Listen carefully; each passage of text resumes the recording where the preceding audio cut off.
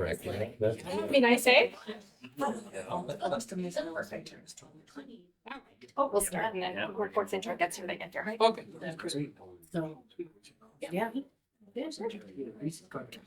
Good afternoon, everybody. Welcome to the November Mind Your Business Chetwynd Chamber of Commerce Luncheon. We have a crew still on the way from Fort St. John. Hopefully they make it here shortly and safely. So today we have the Community Relations Manager for BC Hydro, Bob Gammer, here to talk about the reservoir filling and an update on the Site C project. It's kind of funny. I've known Bob for many years, from when we both worked in media way back in the, 10 or 20 years ago in the 90s. Apparently it's like 30 years ago now. So, and today we have our lunch is catered by the Rasputin Patch, Minnie Quinlan. She has made an BC luncheon. It is massive. So I hope you came here and you're starving. And if you're hungry, she said, if anybody leaves here hungry, it's your own fault. So it's good. There's dessert, there's soup, there's a salad still coming. There's several different choices of sandwiches. There's desserts. It's incredible. Coffee, water, juice, help yourselves. So we'll just get started and eat. And then when Bob's ready, he can just give me the old Carol Burnett ear tug and then we'll get started with the presentation. And before we continue, I'd just like to acknowledge that we are on Treaty 8 land today, and we are grateful to be able to live, work, and play here in this beautiful area of our province. So line up or throw elbows and grab some lunch. For us, he said the 4 types of gin: the London Dry, the bathtub, and the Plymouth. Yeah. So that's the only example of that Plymouth gin is that one that I bought. So I've only seen it in one store. So here's Or it is it. Then you don't have to have fire. We're in a right room. Drown in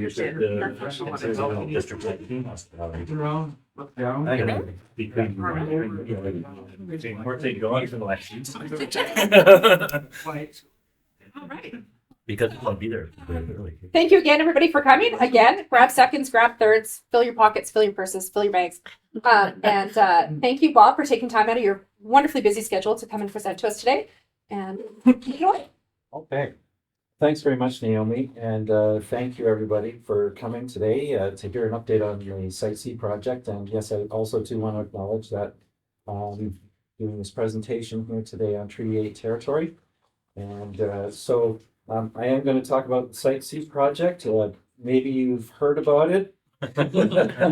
Maybe. But it's something where there's constantly news and things are changing. And so you probably have heard our big news from earlier this week. On Tuesday, we announced that we're not going to be filling the reservoir this fall. And I'll get into that a little bit here. If you want to ask questions as we go along, just put up your hand, no problem. We can pause. I just want to make sure, though, I'm aware of time. You're wanting to wrap up at 1. Is that kind of the target? Whatever works for everybody. Okay. I don't really have a timeline. They don't come in and kick me out. Right. We're good. Okay. So if they take a little longer and everybody's okay with staying a little longer, that's great. I don't want to do something that I did a couple months ago. This Rotary Club met online on Zoom, and so I did an evening presentation. I thought it was going to be half an hour. I looked at my watch and it was an hour and a half later. I can really get into detail and have fun doing it, but I don't want to do that to anybody. So I like dams, I like BC Hydro, and that's why I'm here. So, all right. So I'm a member of our community relations team. I have 3 staff, 1 in Fort St. John, 1 in Prince George with me. That's where I'm based. And I actually have a staff person in Vancouver as well. I've been in Prince George for 18 years, and I've been with Hydro even longer for 24 years, and we've lived in Vernon and Castlegar and then Prince George. So I've moved around a little bit the province. Site C, as you know, is the 3rd hydroelectric project that BC Hydro has on the Peace River. Upstream of Site C is furthest upstream is the WAC Bennett Dam and the GM Shrum Generating Station. That's what's closest to Chetwynd here.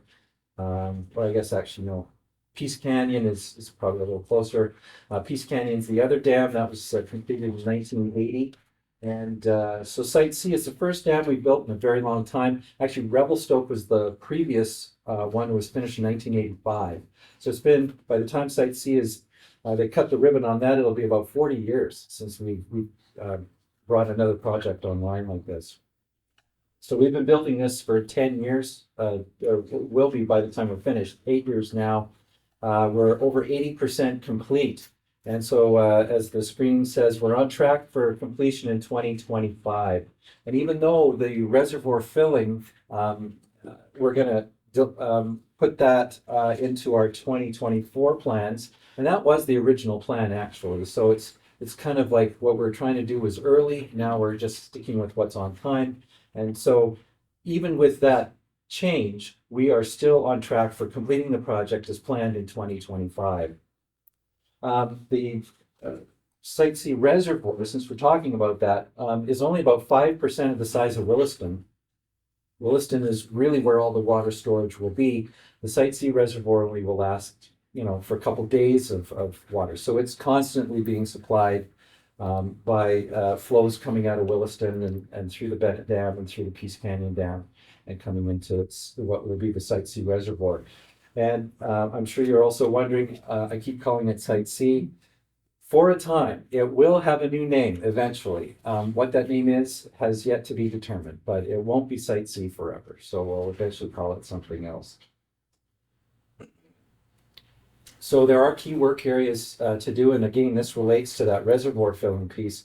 So you can see that we've listed the approach channel, intakes, spillway gates. Those things are basically what has led us to go to our approved schedule and fill next year.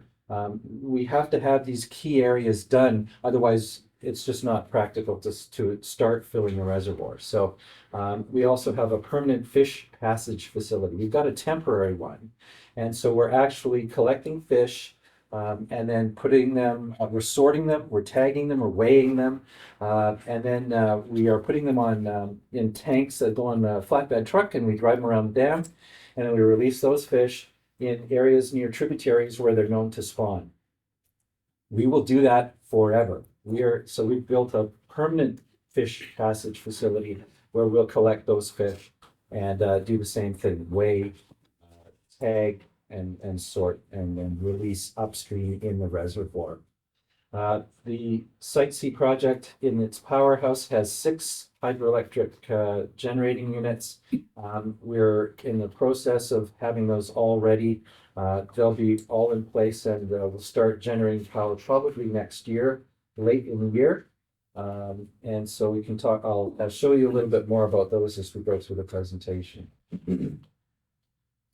Just to talk a little bit about employment.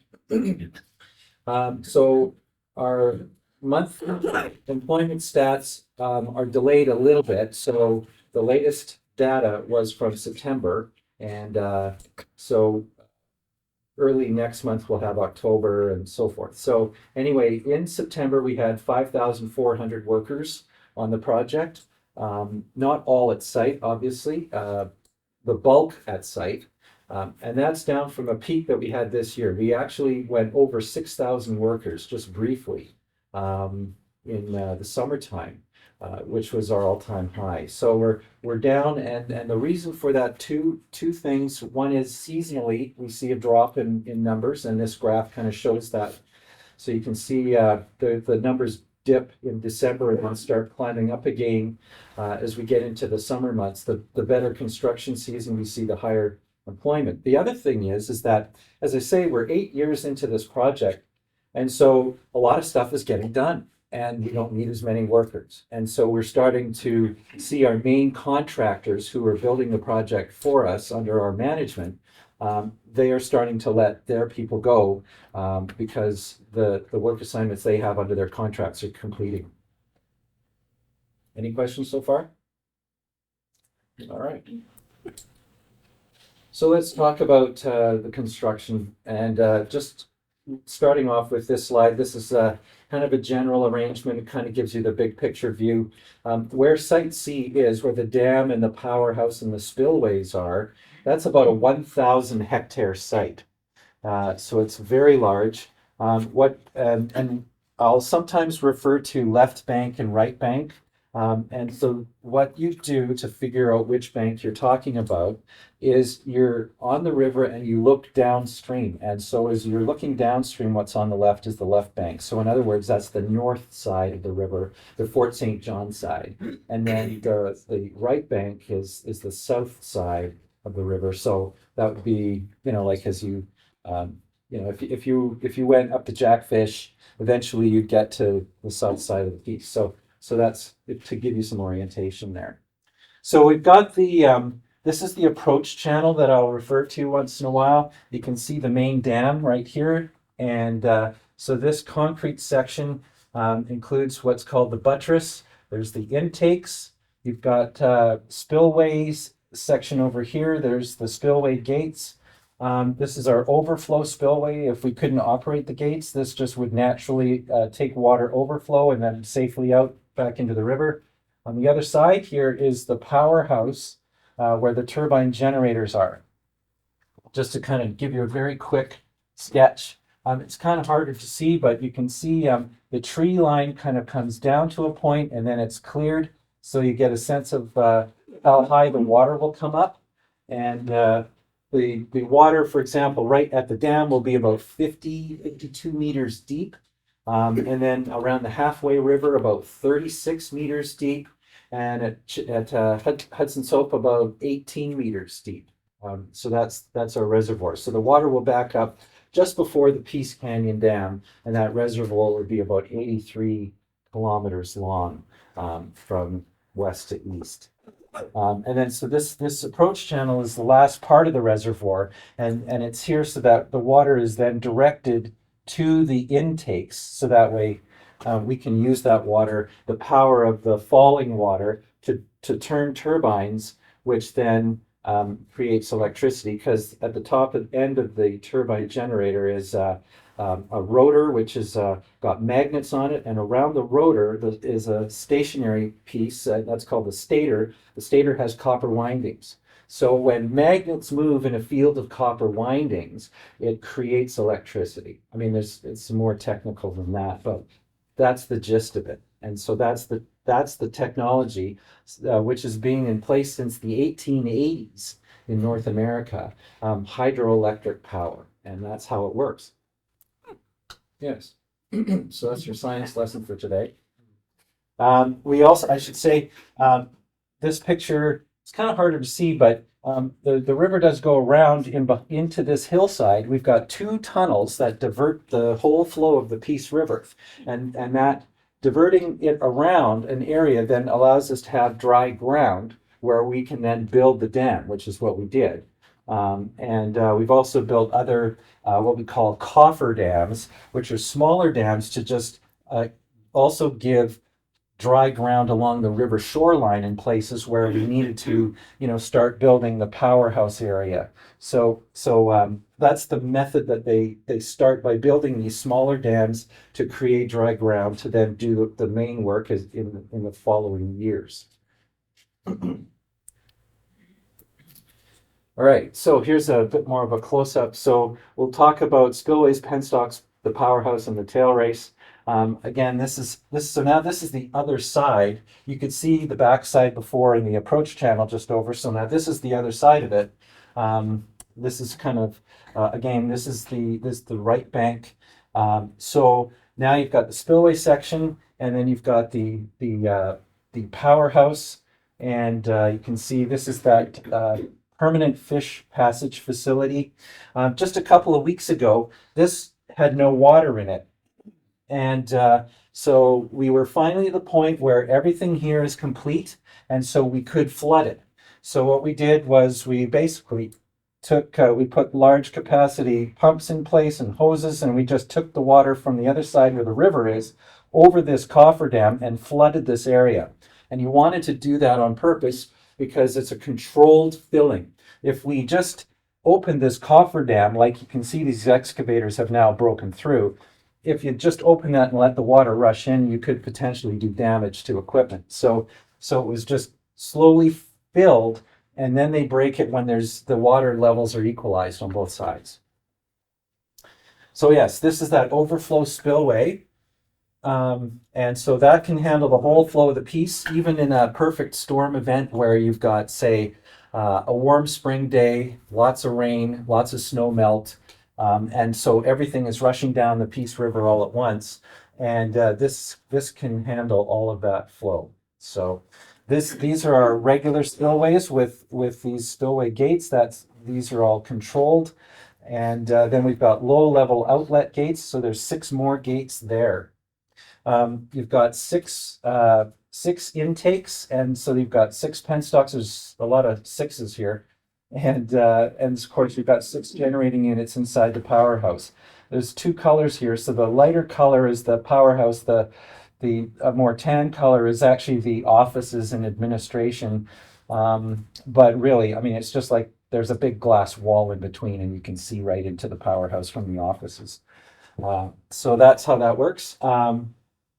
Penstocks are basically big pipes that take the water from the intake, and these are 10 meters in diameter inside. So we're talking a massive volume of water. So that then takes the water into the powerhouse. It then goes through something called a spiral case or a scroll case, where the water it narrows down, and then there are gates, and I'll show you pictures, that allow the water to come through, again, under very tight controls. And it's sort of like, how to equate it to when you press the gas pedal, these gates will open like louvers and allow more or less water through to actually push against the turbine runner at the bottom of the generating unit. So that water driving that wheel, and then the water the wheel is open at the bottom, the water just falls out, and then it comes out here. So that's kind of what happens when the water comes through the plant and then just is released here, and then this will be gone, and the water will just flow out into the river. If we had to use spillways for whatever reason, maybe the reservoir is too full or we've got a lot of water coming in, so we would just open the gates. The water comes down this way. We don't like to use this very much. Obviously, if you're spilling water, you're not generating electricity with it, so that's wasted potential. But, there's times when we have to do it for safety reasons. So we have other reasons, like maintaining a minimum flow in the river for fish habitat, things like that. So we may have like a number of units out of service, but we want to maintain a certain flow. So we'll use the spillway along with maybe a few of the units to make sure there's enough water coming through. So this is it's 52 feet high. This is actually a huge wall of concrete. So that inside here is called a stilling basin. And so what that is for is basically erosion protection. So I wish you could come to Fort St. John and see this, because it's huge. The scale of it is amazing. And so, because it's so big, when water is dropping from a height, it's got a lot of force. And so this then takes a lot of that energy out. Basically, that water hits this giant bar of concrete, and then it just slows it down and then overtops it at a more gentle velocity. And so then that way it's not going to come flying across and start scouring out the river bottom or the shoreline on the far side of the river. So that kind of gives you a sense of the operations of these features of the facility. Any questions? Yes. Yeah. I admire engineering and stuff, but my question is, why the Peace River? There's already 2 dams on it. Why did it need the 3rd?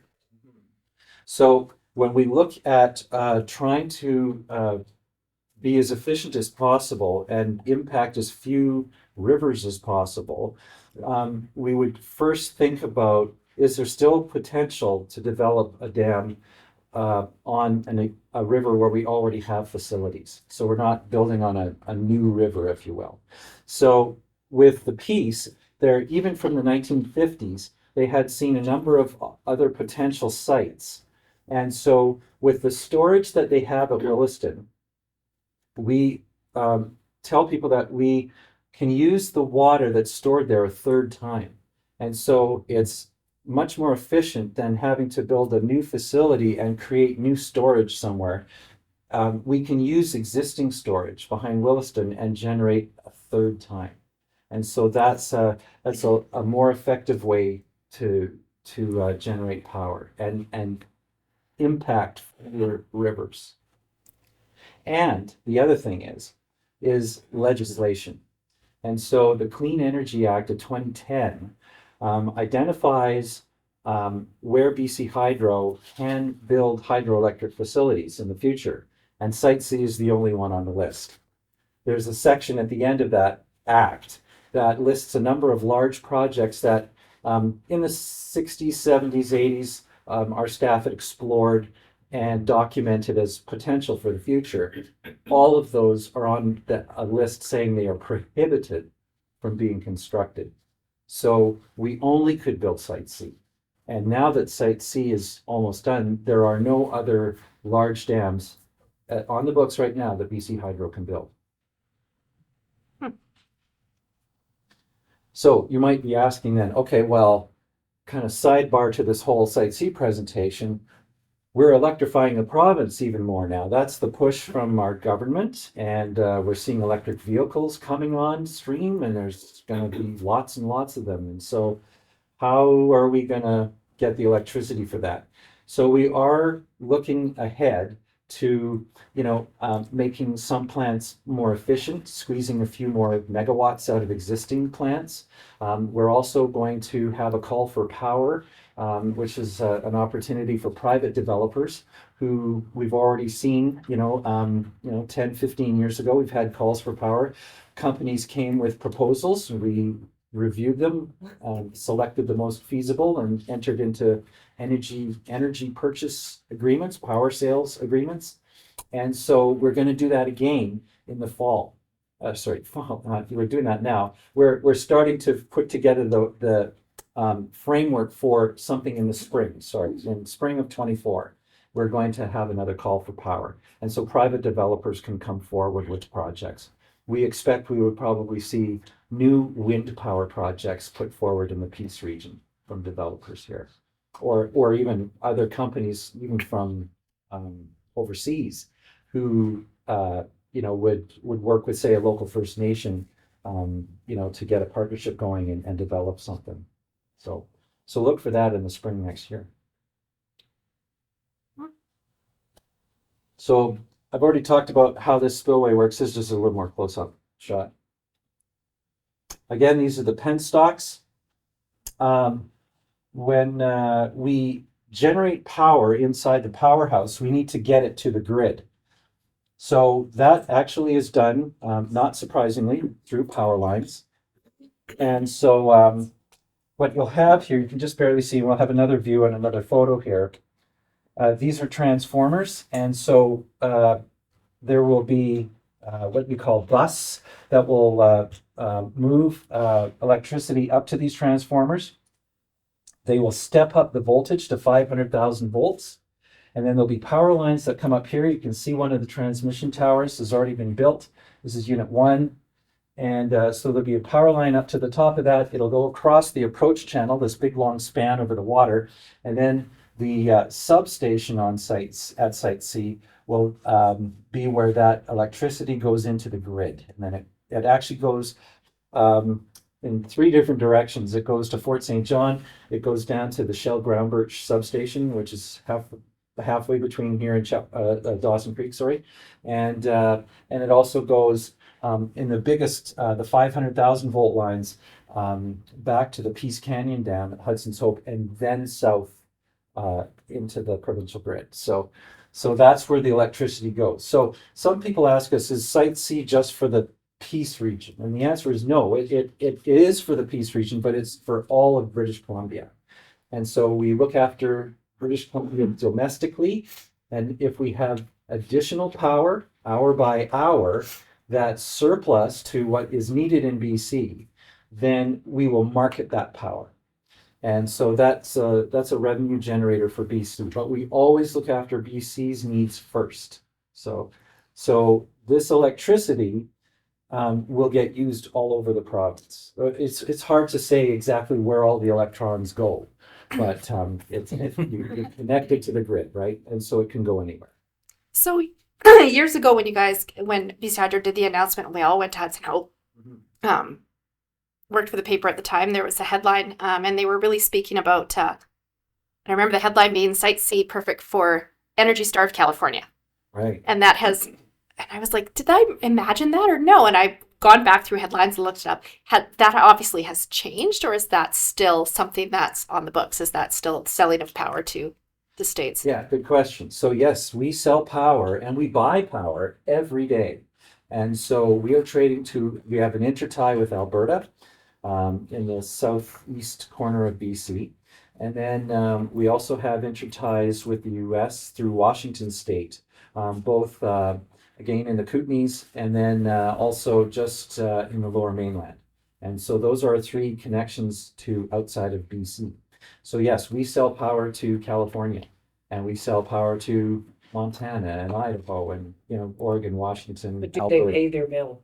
Yes, they did. Yes, they did. No, years ago, it got taken to court because California hadn't paid their hydro bills. That's correct. That's right. There was that time back around 2001 where the price of power was at levels that nobody had ever seen before. And so you may remember, I mean, it may not mean much to you, but the price of power was over $1,000 a megawatt hour, which is just astronomical. I mean, today it's probably, on the market day to day, it can range from 35 to 500, So, and most of the time under 100. So that's kind of where things are at. So back then it was pretty extreme. Things were changing in the power market, and California kind of had a certain model that they wanted to operate on, and it kind of led to this crisis. And unfortunately, we got caught up in it because we were selling power. Now, we continue to sell power to California because even after that situation, which was quite costly, California has been a good customer, and they've paid their bills ever since. And we've been more careful about all of that, as has everybody else, because nobody wants to get caught up in that situation again. So that was a real learning for everyone. And so yeah, California remains a good customer, and so we continue to sell power to them, and we buy power from the states too. And there are times when the energy market gets so low that they are literally paying us to take their power.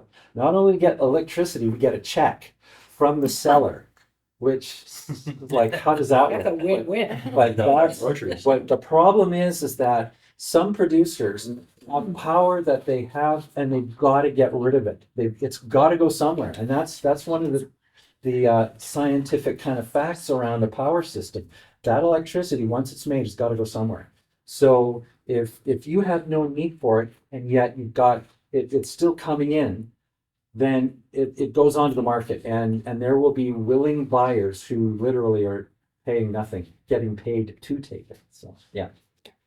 And that's where the hydroelectricity is good, because you can store that power behind the dam, and then you don't have to actually generate. That's right. You can save that power generation for when the prices are higher, and then buy that cheap power. And people in other areas, if they have a coal generation or something like that, they're forced to generate it, and then they have to sell it. You've got it. Exactly. So we'll buy cheap power overnight, and then we'll sell that same power back to those people at a higher price during the day.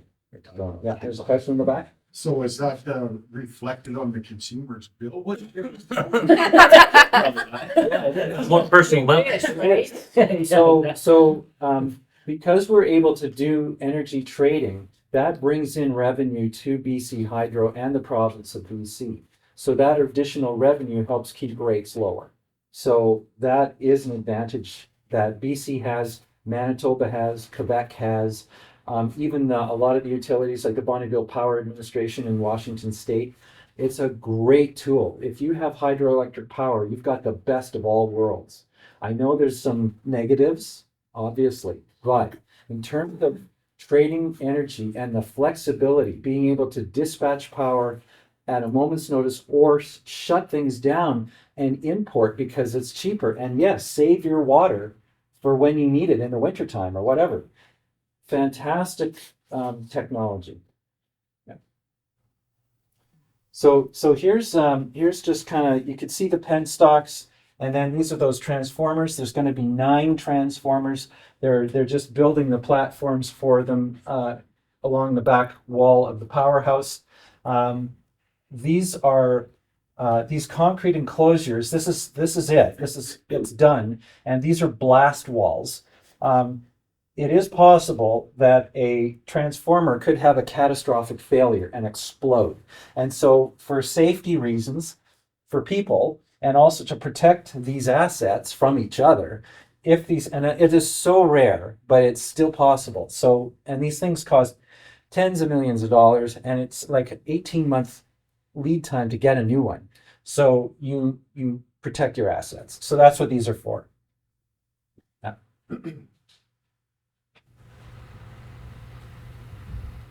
So I mentioned that we've got our first transmission tower. So this is on the Unit 1 penstock.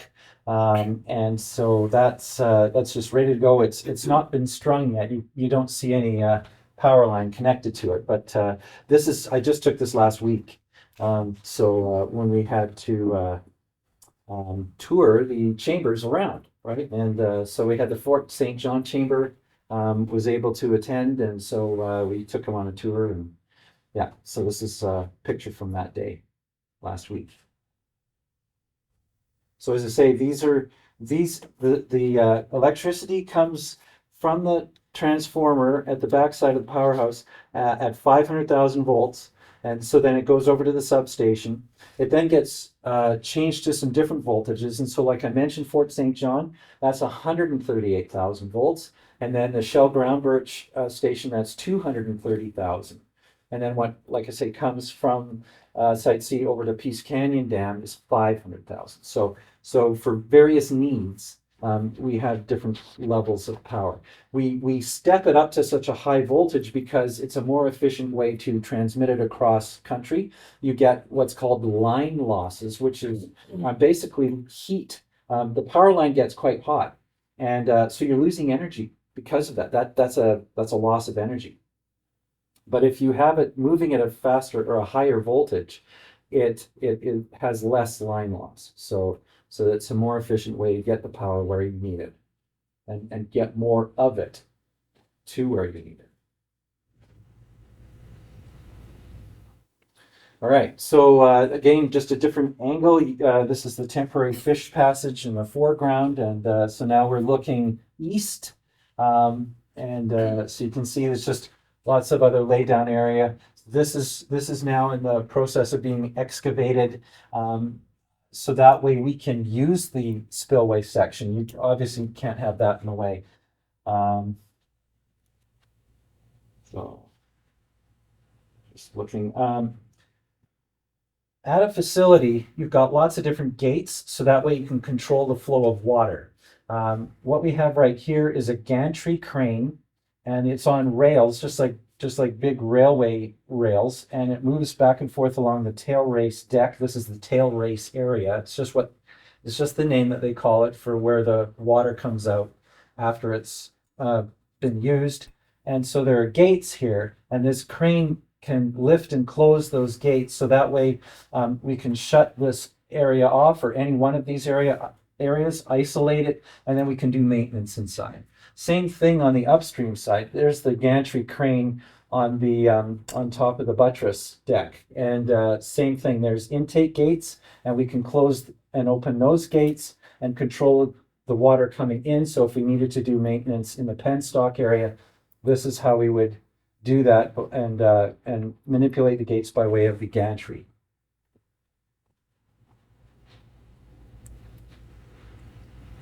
Okay, this is inside the powerhouse, and so this is looking from east to west. So this is Unit 6, 5, 4, 3, 2, and 1, and so you're just looking down the powerhouse. The big doors are down here. The main service bay entrance is at this end, and this is one of the two cranes. You can kind of see the second one here. These cranes lift 320 tons each, and you can put them together to lift 640 tons. So, and that's about the weight of a generating unit. So this is what we call the turbine pit. And so the turbine runner, which is the wheel that's actually pushed by the water, comes down, goes inside here. I'll show you a shot. So here's the turbine runner. This is in October of last year. This was the first unit, and it was going in, and we just happened to be there at the right time.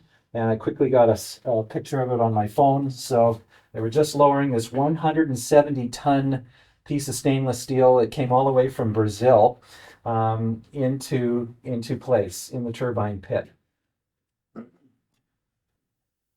Is So- that, sorry, Bob, is that part of the trucks that we've seen go through town? That's there and right. stuff? That's what those were? That's right, exactly. The ones that we So- set the alarm for at 3 o'clock in the morning, Yeah. those down at the highway. Yes.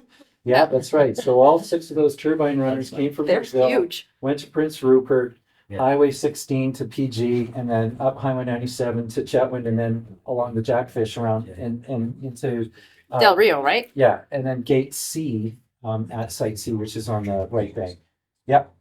And so then a couple of them had to be parked in Chetwynd over winter because the roads were not frozen enough. And so to avoid doing damage, we've only transported these during winter time. So yeah, anyway, we got them all. The last unit was trucked to site in January of this year. So they're all there, all waiting to be put into place. And I think I think right now, as of today, we've got 3 of these in place already. So, yeah. And so then connected to the turbine runner, so you can just kind of see the top of it down here, is the turbine shaft. And then on top of that would be, I think, there's probably another piece, but then there's the rotor. And I'll show you a picture of the rotor. When I talked about wicket gates, that's what these are. These are very big, very heavy, solid stainless steel, and they open and close together to allow the water through. The water comes through here and pushes against the turbine runner has blades on it, and so that way the water can just keep pushing. And so these just open and close, and so they just form a ring all the way around the unit. So here's the rotor. The rotor is attached, obviously, to the top. The rotor is quite heavy. It's even heavier than the turbine runner. So you can just see they were lowering. This is in February of this year, the Unit 1, lowering it into place. So these are those magnetic poles. And then the copper windings are in here, just on the other side. There's like a less than 1 inch gap between the rotor and the stator. The ring outside is the stator. So and when you think this 200 plus ton piece of machinery is moving at over 100 RPM. So the outside edge is moving really fast. Like, I don't know, it's over like 200 kilometers an hour is the outside edge moving when it's in operation. And there's that tiny gap, and it's got to be perfectly balanced. I mean, you can imagine if somehow it started wobbling, it would be catastrophic. So it's an incredible feat of engineering that they can put hundreds of tons of steel together like this and turn it with such precision that they can have just this tiny gap. These long sticks that these guys have, they're shims, and they're just kind of holding them in just to see that there's that spacing. And if it gets tight on the shim, then they signal to there would be like a watcher here, and then he's signaling to the crane operator, and they all got radios. And so they're just making micro adjustments to make sure that this is perfectly in the middle and there's enough room. So that's how that works. Okay, again, the approach channel. This is one of the last things that we're trying to get done. And we're continuing to work on it. Even though we're not going to do reservoir filling, obviously it has to be completed. So this is just from a few weeks ago, so it's pretty much complete. This is all riprap. So this is rock from the West Pine Quarry, so it's brought up from there, so yeah, they've lined this. There's several layers of material in here, and so there's fine granular material that's then packed down, and then there's concrete this is all kind of like a concrete floor in here. And then they've put like a plastic type membrane, several layers of that. And then they've put more material on top, and then ultimately this riprap. And that's to create a watertight area here in the approach channel, because we don't want any seepage, anything like that that may potentially cause erosion. So this has to be watertight, and that way the water is only going in to the intakes or through the spillway when needed. Another thing that's unique, this is the first one in the BC Hydro system. It's kind of hard to tell, but you can see there's a bit of a berm here. So again, by design, they have put this in so that way they can, if we needed to do maintenance on intake gates or spillway gates, what they could do is if we could lower the reservoir and keep water in one half or the other and continue some level of operation even. They'd have to kind of, put a dike in here and just to kind of close it off. But they've built this so that way they have the flexibility to do maintenance and keep water flowing and in this approach channel. So this is something I've never seen before, but that's kind of thinking ahead for maintenance. So here are the intakes, and so that's the actual intake gate. These green gates, they're recessed inside. There's so you can see this is unit 1, 2, 3, 4, 5, and 6. So there's 2 openings, and what we have here on the outside, it's not a gate so much as it's a screen, and so we want to keep debris from getting into the units because it caused damage. So we have a debris boom across the river upstream of the facility, and that captures a lot of large debris. But then we have this kind of more, it's still a pretty coarse filter, if you will. Fish can get in through this, no problem. But it's going to keep logs and most woody debris out of the units. So that's called a trash rack. And they're in a kind of guides or rails here. And so again, you can just wheel the gantry crane over here and raise the trash rack, just like you can also raise the intake gate. So that's what that's all about. When you spoke at the beginning about the flooding being postponed, not starting this, be postponed until next year. Not postponed. Well, We're just going on our original. we're just going on a regular schedule. We're going back to page 1. Is this part of the stuff that, and there was also mentioned that there's some things that had to be completed before that happened. Right. Is this one of those? Yes. Is this one of those things? Yes. This is one of the last areas. This needs to be finished, and then work in here.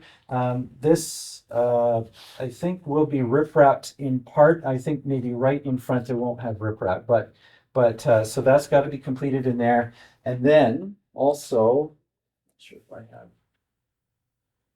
this one. No. Yeah, I don't have a picture of the spillway gates, I'm sorry. But so just, yeah, and then so over here, just off camera, is the spillway area, and those spillway gates also need final completion work. So yeah, this is the main reason why we could not start reservoir filling, because these areas were not completed. As much as we would, really put a lot of effort into it, we just weren't quite there. We were close, but we weren't close enough, if you will. So Right.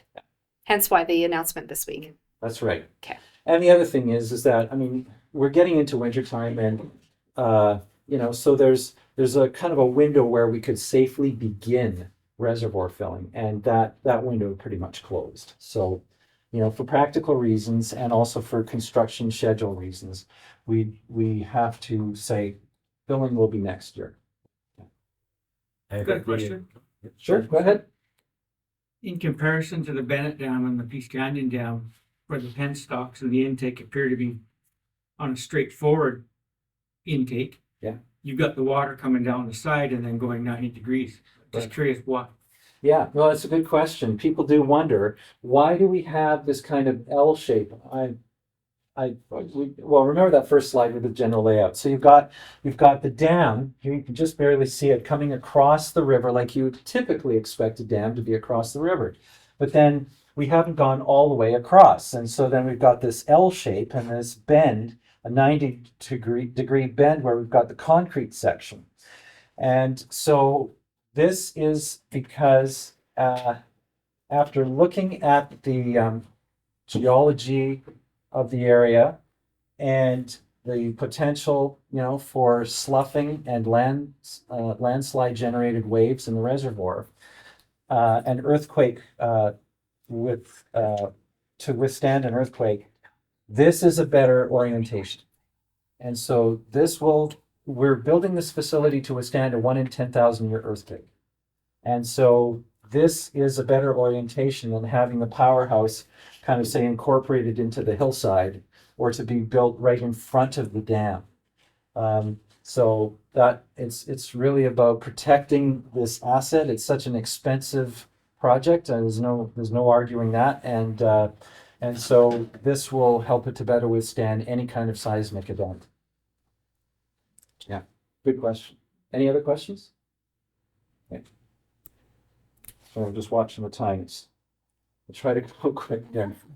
So here's the actual Site C dam, the earth-filled dam, and this is a 10-year construction project, but the dam itself is only about 2 years to build. And it's huge. It's 15.5 million cubic meters of material, rocks, sand, gravel. It's a kilometer long, and it's 60 meters high, and it's 500 meters wide at the base. So if you were to look at a profile, it's a very low pyramid kind of shape, or a triangle with a very flat bottom and not very high. And so that's the dam. You can see the intake portal here where we got the river directed, and the Moberly confluence here just flowing in just upstream. So we will have a road across the dam paved. That's not to get traffic from one side to the other like you'd see at the Bennett Dam. This road only goes to the end of the dam on the left bank side, on the north side. It'll be paved. It's for maintenance for our workers doing work. You can see actually parts of the debris boom is in place. They're going to have to assemble it all, and then there's almost like a boat ramp here. There's a little concrete pad, so they can work on accessing one of the connection points for the debris boom.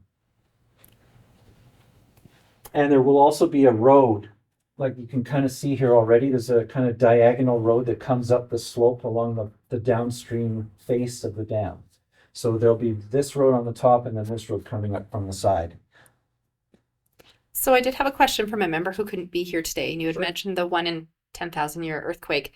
Is there a contingency plan in place for that? So should the worst of the worst of the worst happens, he wants to know what the plan would be. I was Okay, so we have that overflow spillway. So let's say we lost all power to the plant. It got damaged in the earthquake. The overflow spillway can handle the reservoir. Even if the reservoir is full, we would just let it kind of rise up it's probably an extra foot above the normal full operating level, and then it begins to overtop that spillway. So the water can safely be channeled around the facility. When we have had problems in the past, say like at the Bennett Dam in 1996, we had the sinkhole.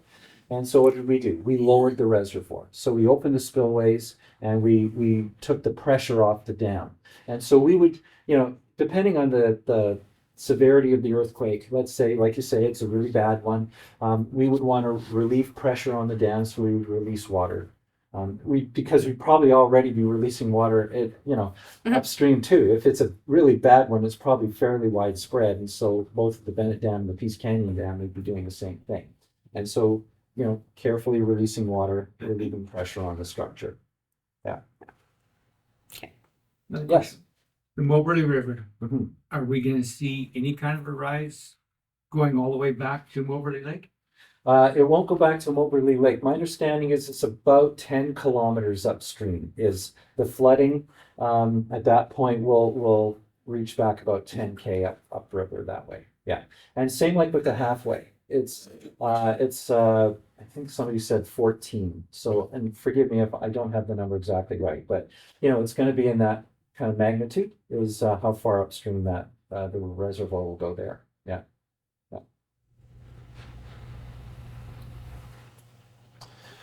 So the dam is made out of all kinds of material, like say rock, sand, dirt.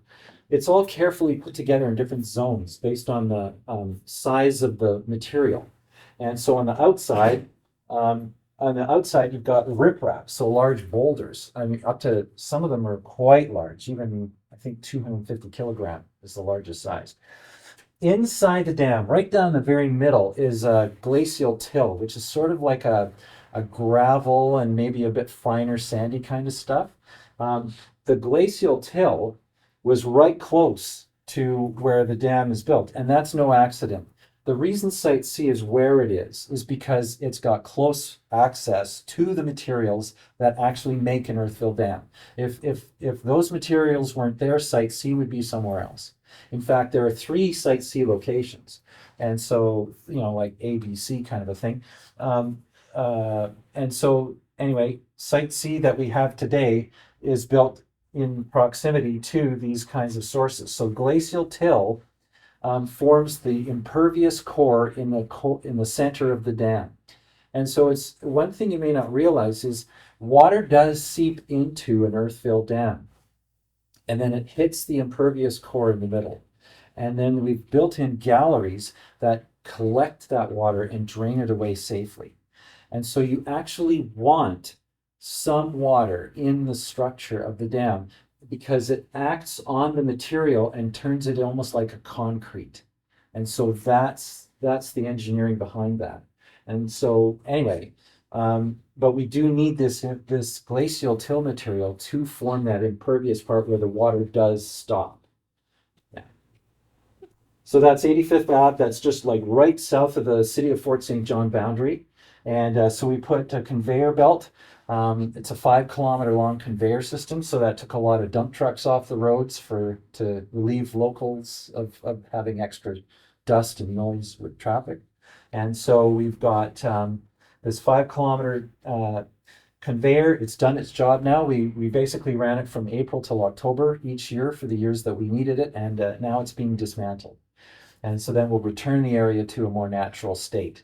The 85th Avenue lands will be left in a kind of a more marketable condition. So that way the land could sell easily and be developed easily. So it's left in an attractive state for development. Now, away from site, you're probably well aware, we rebuilt 30 kilometers of Highway 29 between Fort St. John and Hudson's Hope, including 5 new bridges. The largest is this one. This is the Halfway Bridge. It's the largest bridge north of Kelowna. It's 1.04 kilometers long, so pretty massive. And so, like we we're just saying, the reservoir at the halfway goes up about 10, 14 kilometers. So the reservoir will look pretty large at the halfway. We're saying typically Site C reservoir is quite small. It's only about 2 or 3 times the width of the current Peace River. So it's quite a long, narrow reservoir. At the halfway, it'll look, it's just the way that the topography is. It's quite wide. It'll look like a very large body of water at that spot. This bridge was built to withstand landslide generated wave. This is the north bank, and on the opposite side of the river is where the Attache slide is from about 1970, where a chunk of hillside came down, temporarily blocked the Peace River for about 9 hours before the river eventually cut a channel through that landslide area. So if there was a repeat of that, this bridge has been designed to survive a large wave passing through this area again. Yeah. So like I say, there's 4 other bridges besides this one. So Cache Creek, Halfway, Lynx Creek, Dry Creek, and Farrell Creek. And MOTI was our contractor for that. So there are 3 new access points. Now 2 of them actually, 2 of them for sure are just replacing the existing ones. Halfway boat launch, Lynx Creek boat launch, and then the D.A. Thomas boat launch. So this is Halfway under construction. Halfway is done now. Then we also have Lynx Creek. Lynx Creek, this is where it stands today. It's not finished yet. It'll be finished next year. And then we also have the D.A. Thomas Road, which was a very small kind of wreck site with smaller boats, like a boat that would fit on the top of your car, right? And so D.A. Thomas is built at the shoreline protection berm. So what we have at Hudson's Hope is an area where this hillside is more prone to erosion. And so we had to build this berm, which is just more riprap to protect for when the reservoir rises. This is about 9 meters high. And so this will protect this area because it is a risk. So that way it keeps Hudson's Hope intact. And it also is a nice walking trail. It's very popular already with local people. And we will have this little wreck site there as well.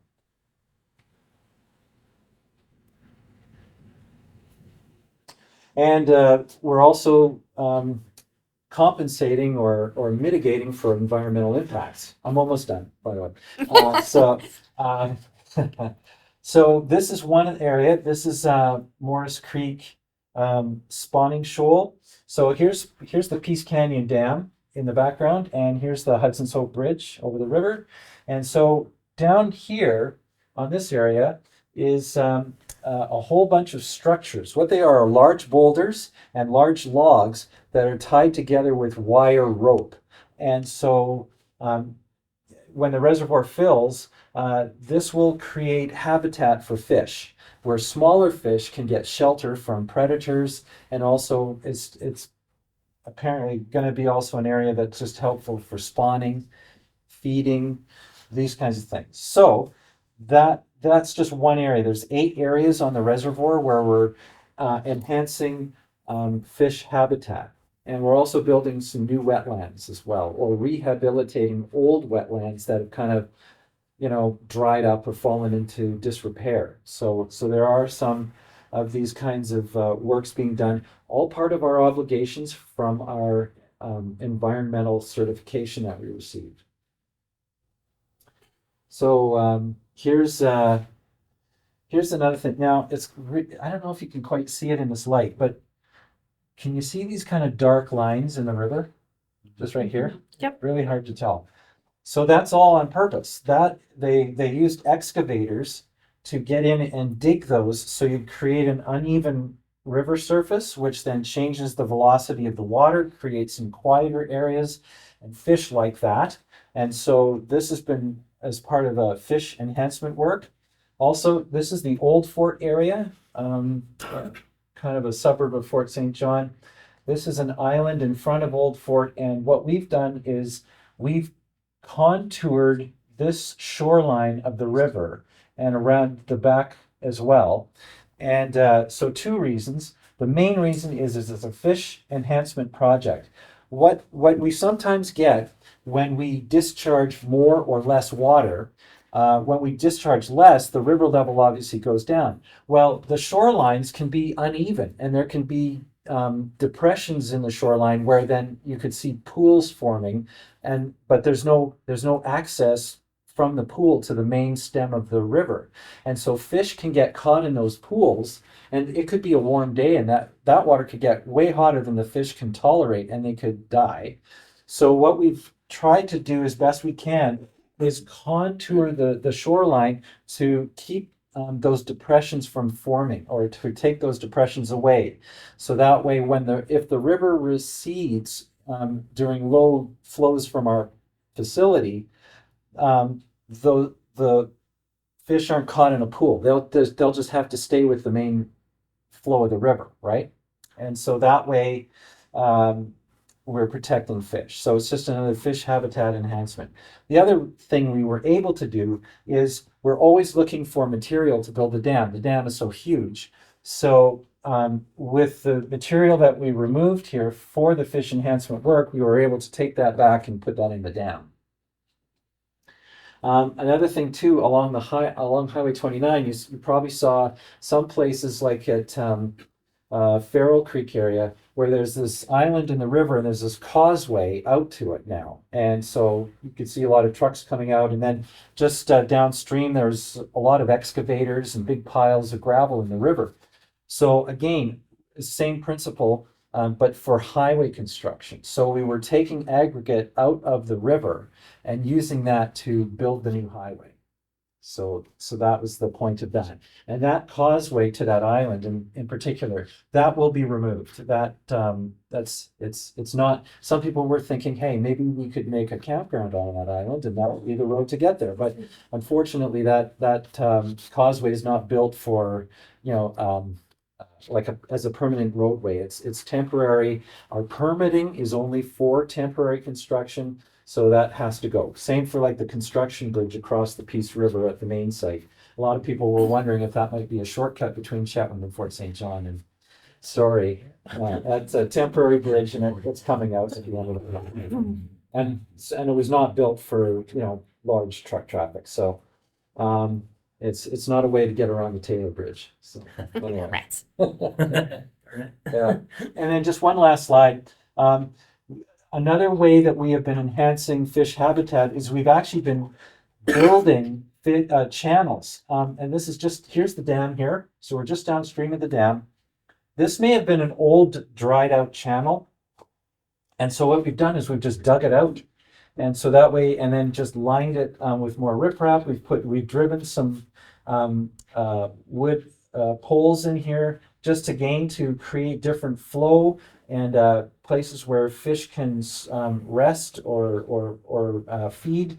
And so there's 3 of these on this island just downstream here. And so that's what we've done there, just to, again, further enhance the habitat, and it's all part of our obligations under our certification. You've probably heard of the Fish and Wildlife Compensation Program in the Peace region. Maybe some of you had. That's for existing plants.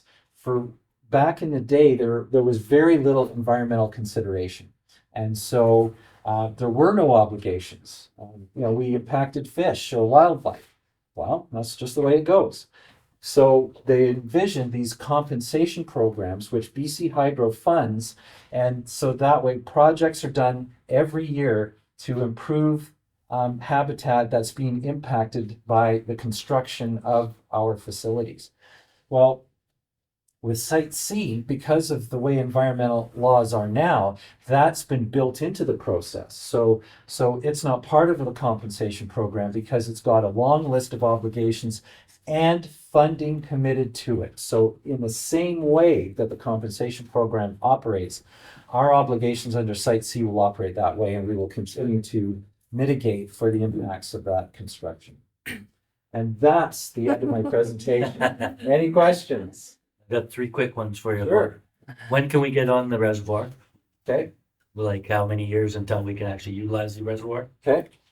So we are telling people that we want everybody to stay off the reservoir for 1 year after it's filled.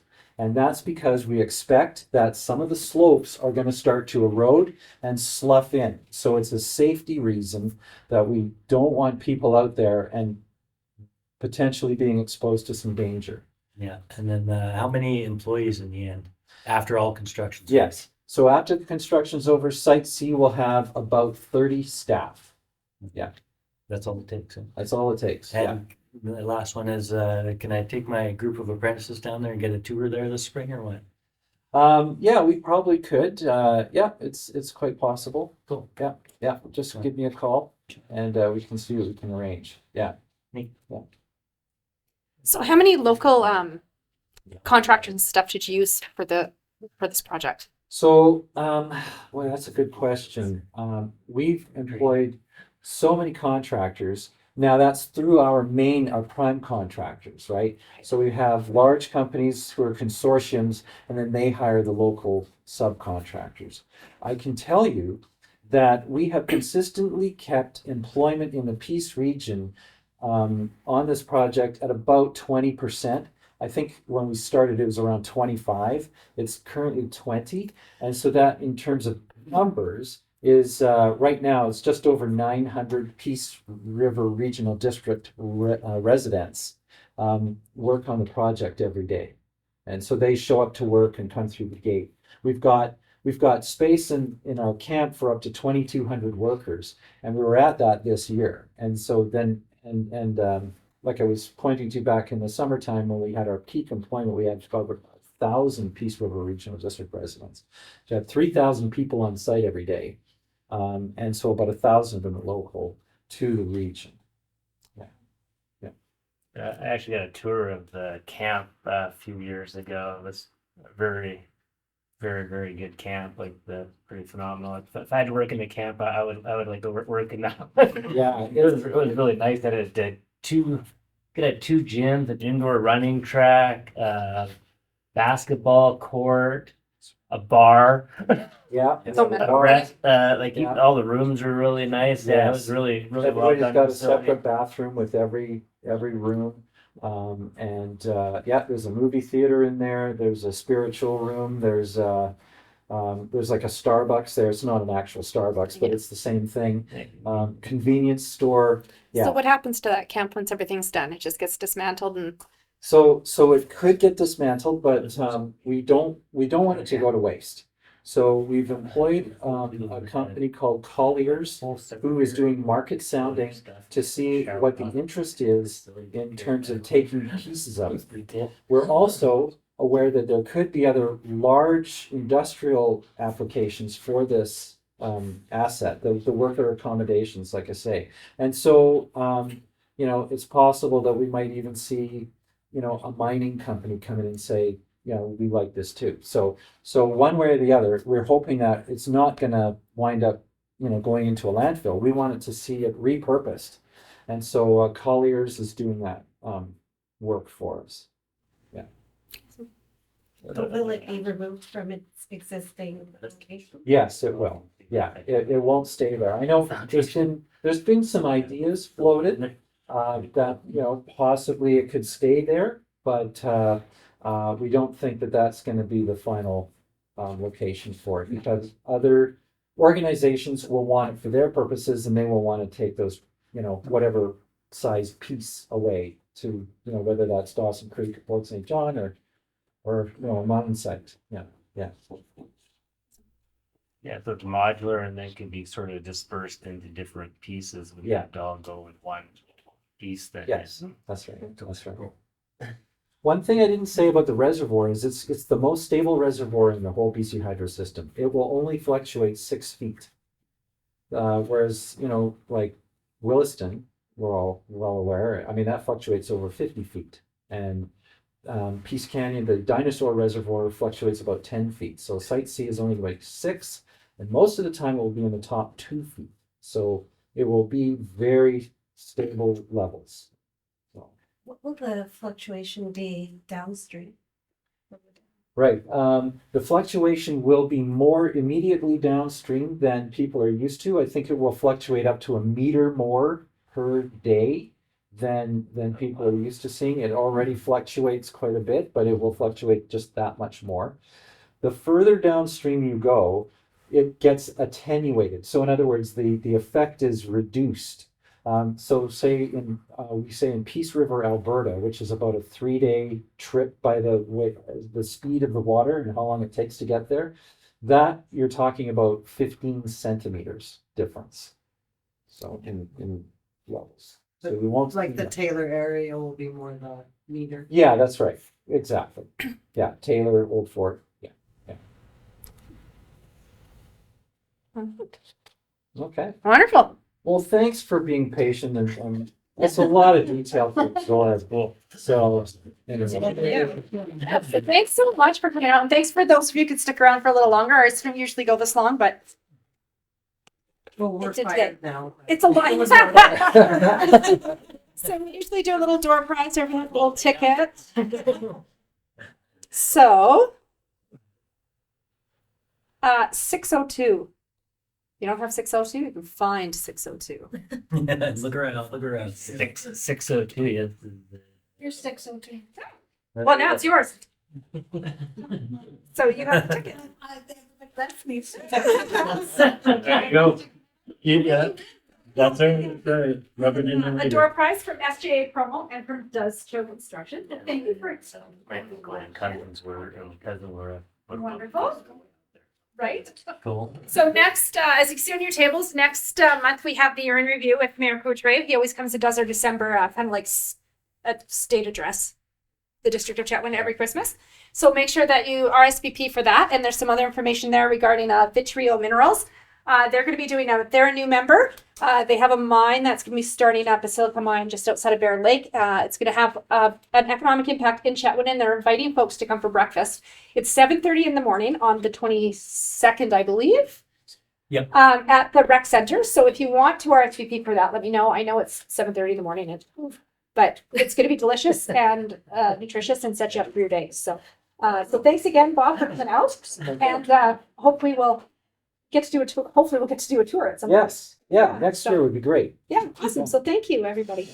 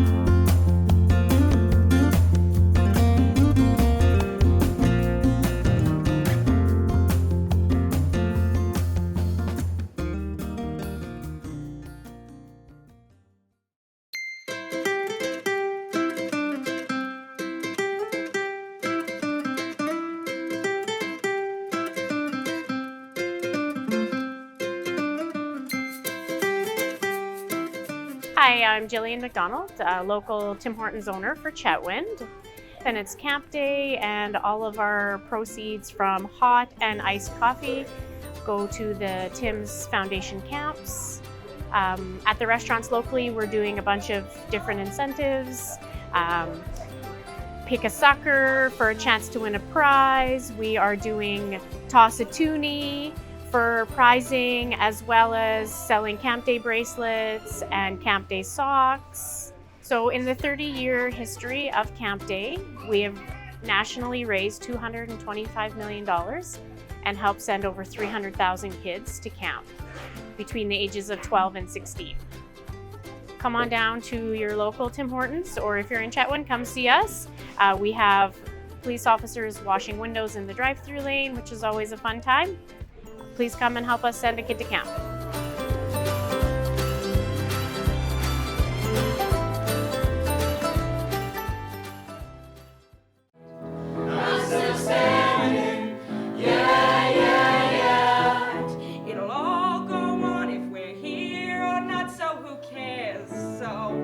want. So who cares? So what? You ask me, is it fine to cry over nothing? It is! I'm breaking down. Walks me down the aisle, my mother starts to cry, but I can't see 'cause Link and I are French kissing. Listen, I can hear the bell. Pair of new shoes with matching laces. Permanent box at the Sheep's Head races. Strawberry on rye with a sour pickle. My personal puss on a wooden nickel. Look at me, I'm the king of New York. Suddenly, I'm respectable, staring right at your lousy reception, knowing with all the marketing box.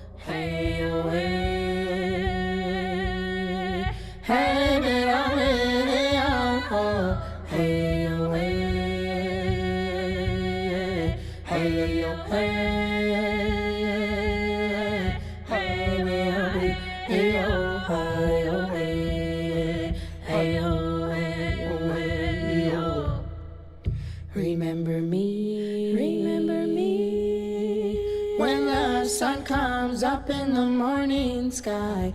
There I will be, soaring with the eagle so high, feeling free. Remember me, down the road, hand in hand, you and me. Hey-oh, hey-oh, hey-oh. Hello, hey, hey, hey-oh, hey-oh, hey-oh, hey.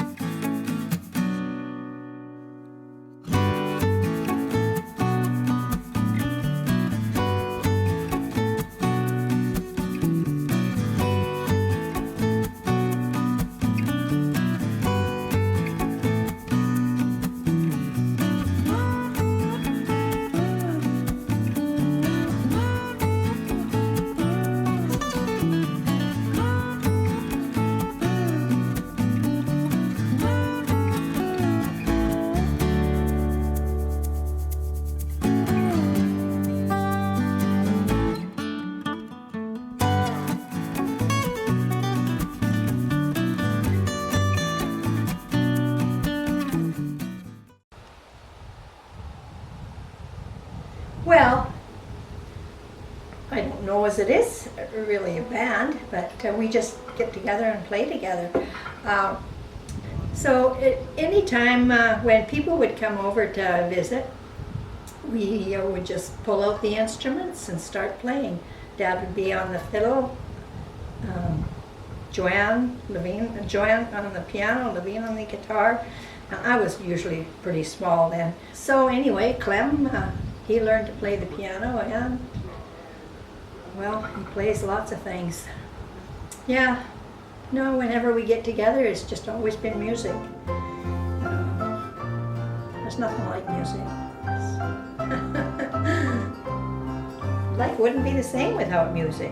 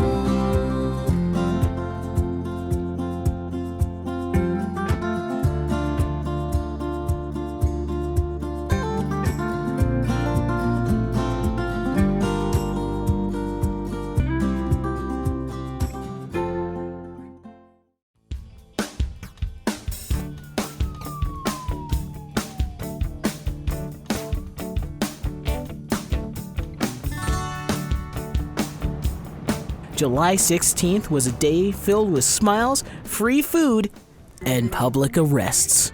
All for a good cause, of course. The annual Cause for Cancer Jail and Bail was in full swing. Constable Lennon Cruz, the organizer of the event, gave us a little history. So this event got started by Leo Sobolski, and it's been running in Chetwynd for a number of years. I can't tell you how far back, and it was something that he loved, and he just loved providing, being a sponsor for Cops for Cancer and cancer research for children. This year hit a little closer to home since the original event organizer, Leo Sobolski, tragically passed away from the disease earlier this month. We spoke to Constable Cruz and Peace FM's very own Peyton McCulloch about Leo and his immense impact on the community. Yeah, so Leo is a great person. I know this community loves him, and I think he's going to be missed. He's a great promoter of this event, and just a great person. I know for myself, he got me trained as a Zumba instructor, and that was something that he wanted to bring Zumba to his community, and he just everything that he did, the guy didn't know how to say no, so no one can say no to him because he just found a way to get it done. So even in doing this event, everything that I had to put together, from getting donations from Fresh Mart and IGA, and so everybody that has contributed, I'm really thankful for everything that's how the community's come around that. And Leo has been a big part of that because this is being done in memory of him. Leo Sobolski was a huge person in my life, got me this job here at Peace FM, and has also helped me get into college, so I owe him a lot in my life. And even though I weeded his garden and his weeds were about my height for multiple days and grabbing dog poop and the stuff that I did, it was worth it, and I get to do this awesome job that I get to be on television and doing radio. It's, I think, the best thing to do. He was the council. Mayor Alan Kutry participated in the event. He even had chains wrapped around his neck. He explained the reason he wanted to be arrested was to remember Leo and participate in something greater than himself. Because the prospects of Chetwynd look really good, and the great cause is for Cops for Cancer. And right now we're being touched by the community, by our great friend Leo Sobolski, who succumbed to cancer. And this opportunity for me to contribute by participating in something that's greater than just myself. I really appreciate people that go out of their way to support these things, and I'm just a small part of it. I'm nothing more than just a person like everybody else, and this is why I do stuff like this. Chetwynd may be a small community, but the people were more than ready to open their hearts and their wallets for this event. Whether it was participating in the jail and bail, donating money for bail, or just hanging out and having a good laugh, it's clear to see that this year's jail and bail was a huge success.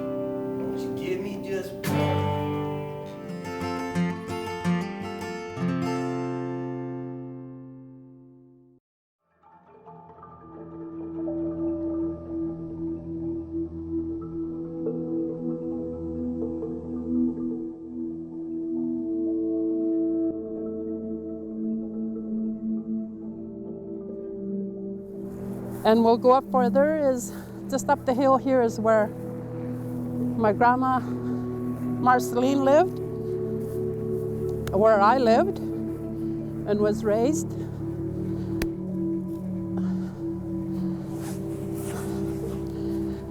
I'm trying to figure out today, I think we moved here in 1960. Everybody, we squatted up here. Nobody owned their properties.